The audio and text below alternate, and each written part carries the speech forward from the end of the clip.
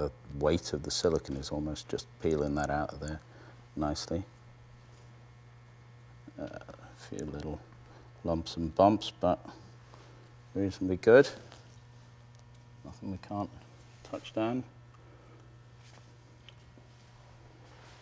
Now this little bit, I think, is actually a bit of not completely cured cat plastic, which I'm sure we can just dissolve away, but not too bad. Where's the glue? The Telesis was there, wasn't it? Oh, yeah, could you hold that for me? So again, just this little patch where I was trying to avoid it sticking to the nose, I can just use the Snappy, the silicone adhesive.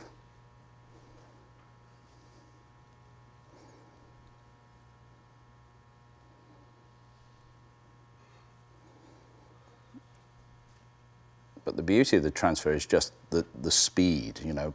I've got two cheeks positioned and on, and the edges are all down pretty good. Just a few little bits to tease down after, but generally,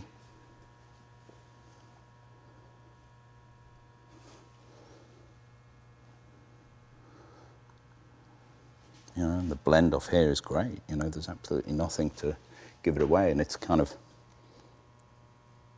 hard, especially on a very thin piece, to get it to go down so flat.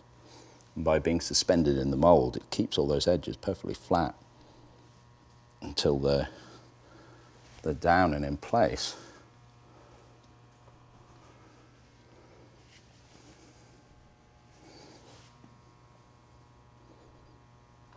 Yeah, we seem to have adhered.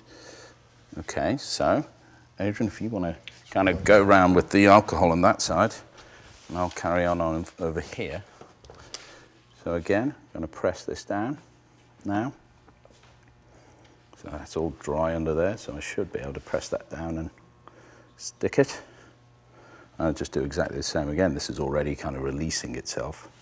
So I'll just get that brush.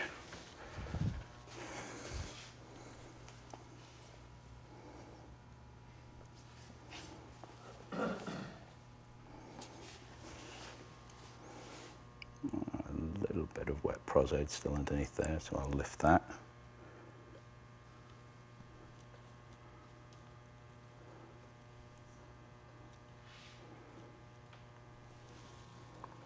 There we go, that one's a little better than the other side.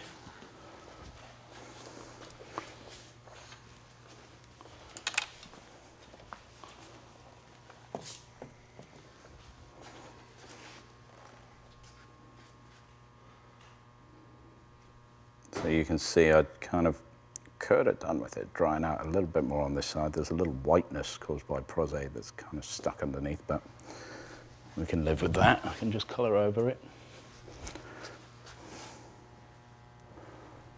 I'll just stick the rest of these edges. As I say, in a better circumstance where you can tilt your subject down more, have a little bit more control. You can be more accurate. I think position-wise, we're nearly there. Again, you just kind of feel your way with these molds.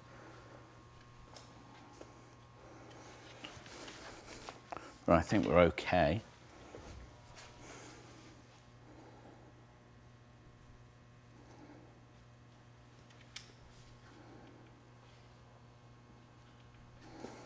I think the cat plastic might be a little thick in places, but again, it's just the nature of the way we ran the piece, not spraying it. Spraying gives you a nicer finish, but again, I think it's important to see that you don't always need an airbrush. You don't always need that equipment.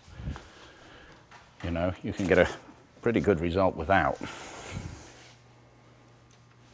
So now we'll just go around again with the Q-tip.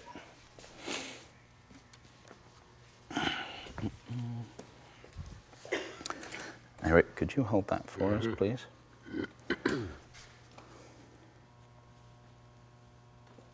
So color-wise wasn't too bad either. I mean, again, that was, you know, ideally I would have properly color matched to Eric, but, you know, I just eyeballed it, what was approximately, looked like it was in the right direction, so it seems I think once I just tickle a bit of red over that, it's going to start tying in really quickly.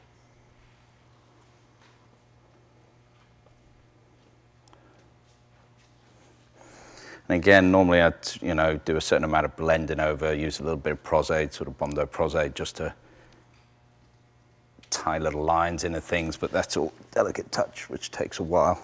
Let me try the bluebird, although just tickle it. Yeah.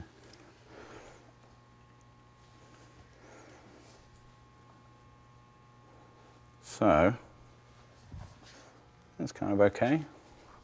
I think I was slightly wonky on the left, just a bit too far back at the base. I mean, again, you know, this is what you would do a test makeup for. You know, you would kind of work out your positions and really try it out. But you find these things out when you test, but it's kind of working. So, I think, what do you think? Are you good over there? Yeah. Shall we just go for some colour? So, again, you could take a lot of time. What I would normally do is I'd have a bit of prosade, which I've allowed to thicken. I would go in and put little dots and little lines. I could add those kind of smoker's lines on the lip, things like that, break it up a bit more. But, you know, it's really, we're just kind of proving the concept here. So, what I'm going to do is get some colour on.